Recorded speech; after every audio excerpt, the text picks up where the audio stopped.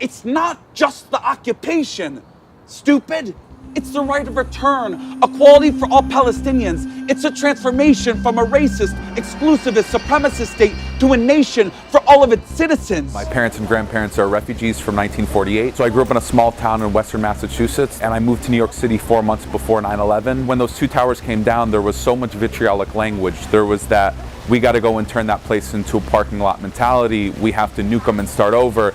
And I wanted a way in which I could articulate a message with the wave of anti-Arab, anti-Palestinian, anti-Muslim, anti-Brown, anti-other kind of rhetoric, a way to push back against that. Even though I was writing about Middle East politics before I became a poet, what really kind of got me to delve into the creative elements was seeing artists myself. So for me, spoken word was a way in which I could get a political message across through a cultural medium and connect with the younger generation. Nothing is normal about occupation. Nothing normal about apartheid, ethnic cleansing, siege, blockade, settler-only roads, bombing water wells, schools, mosques, and UN buildings. Looking at the global landscape, in some ways things have never been better on the issue of Palestine. There's more support, more younger folks, more marginalized communities that are stepping up and speaking out on Palestine. And yet, in many ways, things have never been worse within Palestine, as this kind of fascism within Israeli society lurches even farther and farther to the right.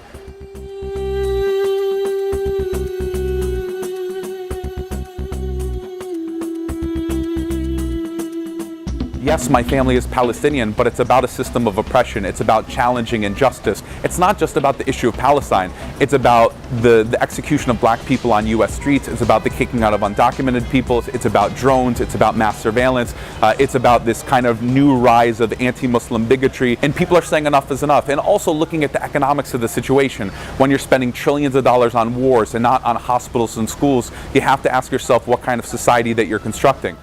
This divestment bill hurts my feelings. That Caterpillar bulldozer ended life in the body of an American citizen, drove her bones into the ground while a company cashed in on the sale.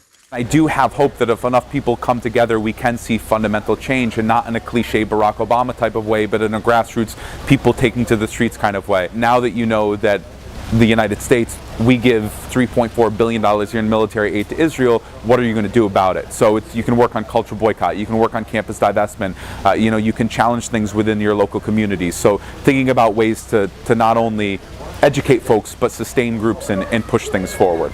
You know, there was an incredible amount of opposition 5-7 years ago on college campuses where you had maybe 5 to 10 Students for Justice in Palestine chapters. Today you have more than 150. You've had, resolution after resolution on academic boycott. You've had big name artists cancel their gigs. You've had divestment resolutions go through on college campuses. So you are seeing a fundamental shift. Yes! You're singled out with aid, weapons, and UN vetoes in your favor.